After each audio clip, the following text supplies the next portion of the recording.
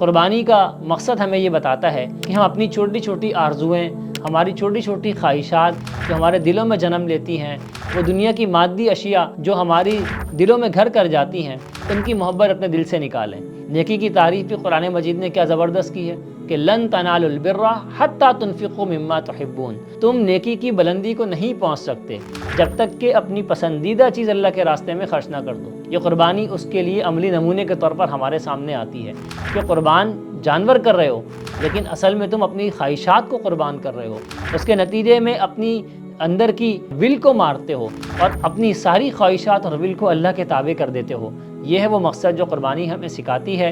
فرمایا نبی صلی اللہ علیہ وآلہ وسلم نے کہ عقل مند کون ہے؟ دانا شخص اور عقل مند شخص وہ ہے جو اپنی خواہشات کو اللہ کی خواہشات اور اللہ کی مرضی کے تابع کر لے، اور عاجز اور بیوقوف یا نادان شخص وہ ہے کہ جو اپنی خواہشات کا خود بندہ بن جائے، ان کی پیروی میں لگ جائے اور پھر اللہ سے تمنا باندھ دے کہ اللہ تعالیٰ میرے یہ کام بنا دے، اللہ تعالیٰ میرے سارے معاملات کو ٹھیک کر دے۔ تو دنیا کے اندر ہم بطور انسان، بطور مسلمان زندگی بسر کر رہے ہیں، اور یہ دنیا کے اندر جو کچھ رنگینیاں ہیں وہ ہمیں اٹریکٹ کرتی ہیں، ہمیں کھینچتی ہیں، اپنی طرف بلاتی ہیں۔ ایک بندہ مومن کا کام کیا ہے؟ ایک بندہ مومن کا کام یہ ہے کہ وہ دنیا کی مادی چیزوں کو اپنے تصرف میں لے کر آئے، لیکن اس تصور کے تحت لے کر آئے کہ مجھے ان کے تابع نہیں کرنا اپنی خواہشات کو، بلکہ اس عظیم مقصد کے لیے جو میری پیدائش کا مقصد ہے کہ رب کی بندگی، لوگوں کو رب کی بندگی کی طرف بلانا، اللہ کے دیے ہوئے نظام کو دنیا میں قائم کرنے کے لیے کوشش کرنا، اس کے لیے ان ساری اشیاء کو اپنے تصرف میں لانا،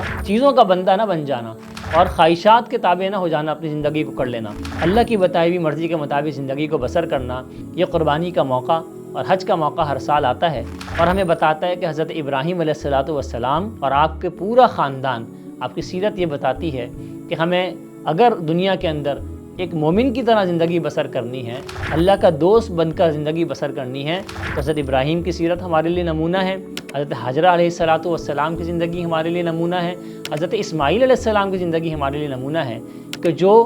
بچپن سے لے کر اپنی زندگی کے آخری سانس تک اللہ کی بندگی کے اندر زندگی بسر کر کے گئے، اور اس کے بعد